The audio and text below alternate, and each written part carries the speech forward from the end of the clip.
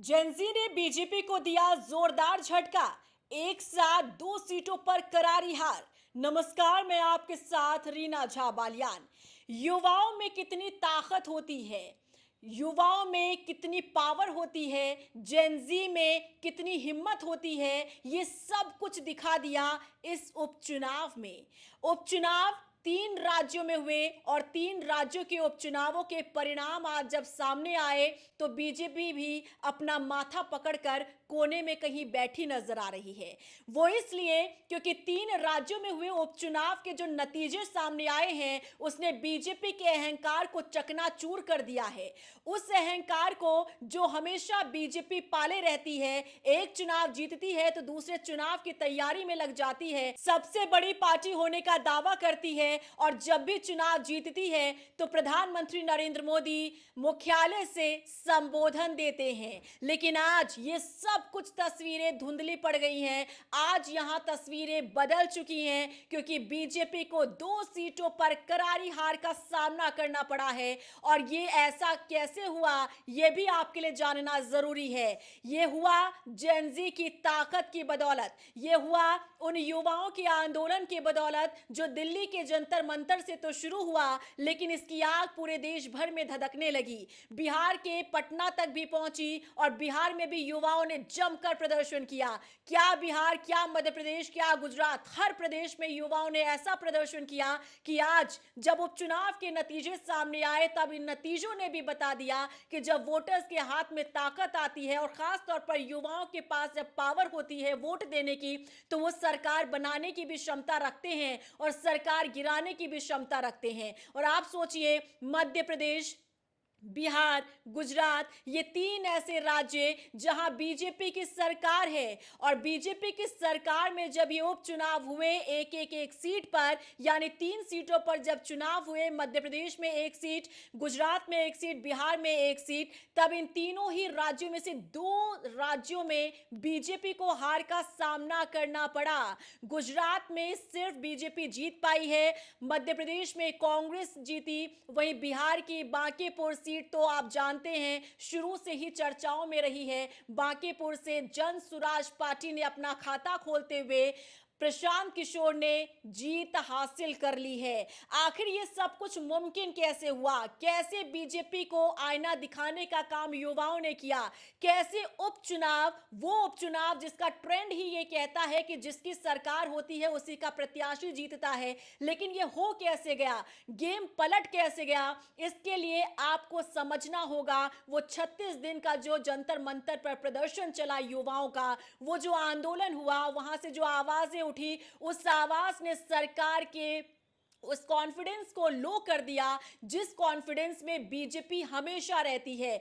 BJP ये मानती है कि कमल हमारा चिन्ह है, बीजेपी हमारा नाम है, चेहरा कोई भी उतार दीजिए, जीतना हमारा काम है। लेकिन इसको पूरी तरीके से बदल कर रख दिया उस जेनजी ने जिसने केंद्रीय मंत्री धर्मेंद्र प्रधान का इस्तीफा भी लिया और इन चुनावों में यह भी बता दिया कि हमसे पंगा लेने की हिम्मत मत करना। आप सोचिए कि बिहार में बीजेपी की सरकार चल रही है, गुजरात में बीजेपी की सरकार है, मध्य प्रदेश में बीजेपी की सरकार है, लेकिन इसके बावजूद भी आखिर सिर्फ गुजरात को छोड़कर मध्य प्रदेश और बिहार में कैसे हार का सामना बीजेपी को करना पड़ा? यहां मध्य प्रदेश में कांग्रेस जीतती है और बिहार में जन सुराज पार्टी, ये एक ऐसी पार्टी जो नई नवेली पार्टी है, 2025 में सभी सीटों पर उम्मीदवार उतारे गए लेकिन खाता तक नहीं खुल पाया, जमानत जब्त हो जाती है। लेकिन प्रशांत किशोर जब इस उपचुनाव में अपनी किस्मत आजमाते हैं तो वाकई में कमाल कर देते हैं, जादू चल जाता है उनका। और आप सोचिए 19,000 से ज्यादा वोटों से जीत हासिल करते हैं प्रशांत किशोर। ये वो पीके हैं जो दूसरे नेताओं को, सियासी दलों को जीतने का मादा रखते थे, जिताने का मादा रखते थे, लेकिन इस बार उन्होंने अपनी जीत हासिल की है। यानी एक विधायक जन सुराज पार्टी को मिल गया है जो हो सकता है कि यहां से एक कारवां शुरू होगा और उसके बाद आप देखिए कैसे परिवर्तन प्रदेश में देखने को मिलेगा। लेकिन अब सवाल यह है कि ये सब हुआ कैसे? तो इसके लिए आपको समझना होगा, दिल्ली के जंतर मंतर से युवाओं का वो हुजूम, युवाओं का वो प्रदर्शन, 36 दिनों तक कॉकरोच जनता पार्टी के नेतृत्व में जिस जेनजी ने प्रदर्शन किया, उसकी बदौलत यहां बीजेपी के इस कॉन्फिडेंस को लो करने का काम इन युवाओं ने कर दिया है। 36 दिनों तक जिन युवाओं ने सरकार को ललकारने का काम किया, मोदी सरकार को आंख दिखाने का काम किया और इतनी ताकत दिखाई इन युवाओं ने कि आप देखिए, केंद्रीय मंत्री धर्मेंद्र प्रधान का इस्तीफा हुआ, प्रधानमंत्री नरेंद्र मोदी को जेनजी स्टाइल में आना पड़ा और अब 3 राज्यों में जब उपचुनाव हुए तो इसके परिणाम ने भी ये बता दिया है कि ये एक ऐसा वर्ग है जो जिनके हाथ में इतनी पावर होती है कि आप अगर इनसे टकराएंगे तो आपको ये चूर चूर कर देंगे। वाकई में युवाओं के इस आंदोलन का एक बड़ा परिणाम ये देखने के लिए मिला है। युवाओं ने जो प्रोटेस्ट किया था, उस प्रोटेस्ट में खास तौर पर गुस्सा बीजेपी सरकार के खिलाफ था, मोदी सरकार के खिलाफ था और इस प्रोटेस्ट के बाद ये पहला मौका था जहां युवा अपना गुस्सा दिखा सकते थे, अपना आक्रोश दिखा सकते थे। ये पहला मौका था चुनावी मैदान में, जब वोटर गया तब वहां पर अपना कीमती वोट देने से पहले उसके जहन में कई तरह के सवाल घूम रहे थे, कई तरह के मुद्दे घूम रहे थे और उन तमाम सवालों का जवाब आज इन युवाओं ने दे दिया है। इन युवाओं ने यह बता दिया है कि किसी का भी कॉन्फिडेंस इतना हाई नहीं होना चाहिए जितना हाई नजर आता है बीजेपी के भीतर। बीजेपी जो हर एक राज्य में एक एक कर चुनाव जीतती रही है, केंद्र में भी चुनाव जीतती रही है और ये कॉन्फिडेंस इतना ज्यादा बढ़ चुका है जो अहंकार में तब्दील हो चुका है। और कहते हैं कि अहंकार जब ज्यादा बढ़ जाता है तब इसे तोड़ना भी जरूरी होता है और युवाओं की आंदोलन ने ये वाकई में कर दिखाया है, क्योंकि प्रोटेस्ट के बाद ये पहला मौका था जब युवाओं के पास सरकार को आईना दिखाने का मौका मिला और ये जब गए वोट देने के लिए मतदान केंद्र तक, तब इनके जहन में वो तमाम सवाल भी थे। वो युवाओं के भविष्य को लेकर, रोजगार को लेकर, पेपर लीक को लेकर और भर्ती परीक्षा में धांधली को लेकर, इन तमाम मुद्दों को लेकर ही जंतर मंतर से वो लड़ाई शुरू हुई थी जो देश के अलग अलग कोने तक जा पहुंची और देश के अलग अलग कोने से बड़ी संख्या में युवाओं ने अपना समर्थन दिया था। और आप सोचिए, ये तो सिर्फ एक एक सीट पर चुनाव था। अगर आज के समय पर ऐसी स्थिति में अगर आप सोचिए विधानसभा चुनाव होते या लोकसभा चुनाव होते तो परिणाम और कितने असरदार हो सकते थे, क्योंकि विधानसभा चुनाव में आप मुखिया बदलते हैं, सरकार बदलते हैं, लोकसभा चुनाव में आप देश की सरकार को बदलते हैं, लेकिन यहां मौका प्रोटेस्ट के बाद था उपचुनाव का, जहां सिर्फ एक सीट पर भले ही सिर्फ एक सीट पर मौका मिला युवाओं को परिवर्तन लाने का, तो वो परिवर्तन जरूर आया है और ये सिर्फ और सिर्फ युवाओं के उस प्रोटेस्ट और आंदोलन की वजह ही मानी जा सकती है। नहीं तो आप सोचिए, अगर हम गुजरात और मध्य प्रदेश को भी छोड़ देते हैं, बात अगर हम बिहार की बांकीपुर की करें तो ये देखिए सुरक्षित सीट मानी जाती थी बीजेपी के लिए, बहुत ही सेफ सीट मानी जाती थी, क्योंकि ये परंपरागत सीट थी बीजेपी के लिए, ये गढ़ थी बीजेपी के लिए, बीजेपी का एक तरीके से किला था जिसे कोई भी इसमें सेंधमारी अब तक नहीं कर पाया, इसे कोई ध्वस्त नहीं कर पाया।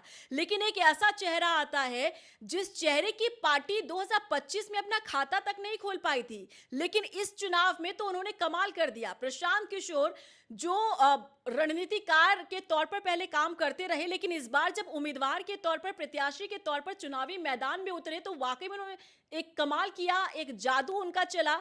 और इसके पीछे की वजह आप जानते हैं क्या है? इसके पीछे की वजह यह है कि जो प्रोटेस्ट हुआ जंतर मंतर पर और अलग अलग प्रदेश में ये प्रोटेस्ट पहुंचा, और वो प्रोटेस्ट किस वजह से था जिसकी गिनती हमने आपको अभी करवाई।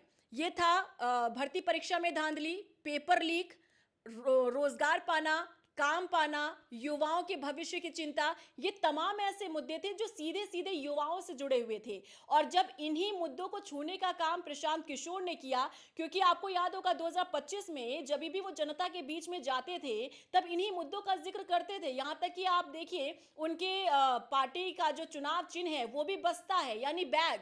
वो इसी से बताना चाह रहे हैं कि ये बस्ता टांगना बच्चों के लिए, युवाओं के लिए कितना जरूरी है, तभी तो युवाओं का भविष्य संवरेगा। अपने सिंबल से ही एक संदेश देने की कोशिश कर रहे हैं, युवाओं को साधने की कोशिश की उन्होंने। और वाकई में यहाँ युवाओं ने प्रशांत किशोर का साथ दिया है, क्योंकि वो मुद्दे जिसकी वजह से आंदोलन हुआ, उन्हीं मुद्दों को उपचुनाव में प्रशांत किशोर ने उठाया। उन्होंने कहा कि यहाँ के युवाओं को यहीं पर काम मिलना चाहिए, बिहार के लोगों को बाहर नहीं जाना चाहिए, उनके लिए सरकार यहीं अवसर पैदा करे, यहीं मौके पैदा करे, यहीं पर नौकरियां दी जाए, बेरोजगार कोई युवा नहीं रहना चाहिए। ये ऐसे मुद्दे थे जो हर एक युवा चाहता है। और आप जानते हैं, बांकीपुर सीट एक ऐसी सीट है जो शहरी मतदाता यहाँ पर सबसे ज्यादा है, और यहाँ सबसे ज्यादा पढ़े लिखे जो वोटर्स हैं वो इसी सीट पर माने जाते हैं। पटना जिले में ये सीट आती है और यहाँ सबसे ज्यादा पढ़े लिखे वोटर्स हैं। अब आप सोचिए कि इन पढ़े लिखे वोटर्स ने अगर इन मुद्दों पर प्रशांत किशोर का समर्थन किया, इनका साथ दिया, तो ये एक नया पैटर्न यहाँ से शुरू हो रहा है। जो अक्सर ही बिहार में माना जाता है कि धर्म और जाति की राजनीति हावी होती है, धर्म और जाति के नाम पर ही यहाँ सियासत होती है, लेकिन इस ट्रेंड और इस पैटर्न को तोड़ने का काम किया है प्रशांत किशोर ने। उन्होंने एक संदेश दिया है। और आप ये सोचिए कि सिर्फ यहाँ पर एक विधायक चुनने की बात नहीं है, यहाँ एक नया ट्रेंड शुरू होने की बात है। यहाँ अगर प्रशांत किशोर ने इन मुद्दों को छूते हुए जीत हासिल की है, तो ये बाकी नेताओं के लिए और सियासी दलों के लिए सोचनीय विषय है कि क्या वाकई में हम कुछ गलत कर रहे हैं, क्या हम वोटर्स का सिर्फ और सिर्फ इस्तेमाल कर रहे हैं। क्योंकि आप देखिए यहाँ जिस तरीके से प्रशांत किशोर ने जीत हासिल की है, इसके पीछे कई फैक्टर्स हो सकते हैं। पहला जो हमने बताया, युवाओं का वो आक्रोश, युवाओं का वो प्रोटेस्ट जो जंतर मंतर से शुरू होकर पूरे देश भर में गया, उसका असर इन तमाम राज्यों में देखने के लिए मिला। और जब इन राज्यों में 3 राज्यों में उपचुनाव हुए और वोट देने का मौका यहाँ के वोटर्स को मिला, तब इन्होंने बढ़ चढ़कर वोट किया और अगेंस्ट में गए। जो भी बीजेपी के अगेंस्ट में था प्रत्याशी, उसकी तरफ ये युवा बढ़ते हुए नजर आए। अब वाकई में जो परिणाम सामने आए हैं, तीनों राज्यों के उपचुनाव के जो नतीजे सामने आए हैं, अब इसके बाद बीजेपी को सोचना होगा, अपनी रणनीति में बदलाव करना होगा। ओवर कॉन्फिडेंस से काम नहीं चलेगा, अहंकार से काम नहीं चलेगा, क्योंकि ये अहंकार टूट चुका है। अब टारगेट है 2027 विधानसभा चुनाव। एक तरीके से आप सोच सकते हैं या समझ सकते हैं कि ये जो अभी उपचुनाव हुए, ये सेमीफाइनल के तौर पर आप इसे देख लीजिए। और फाइनल में क्या होगा, यानी 2027 में क्या होगा, ये एक ट्रेलर था, पूरी पिक्चर अभी बाकी है। 2027 में कई राज्यों में विधानसभा चुनाव होने हैं, और उस चुनाव में आखिर होगा क्या, उसके लिए जरूरत है बीजेपी को अपनी स्ट्रैटेजी में बदलाव करना होगा, अपनी रणनीति में बदलाव करना होगा, अपने चुनाव लड़ने के स्टाइल में बदलाव करना होगा। तमाम चीजें हैं जिसे परखते हुए बीजेपी को आगे कदम रखना होगा।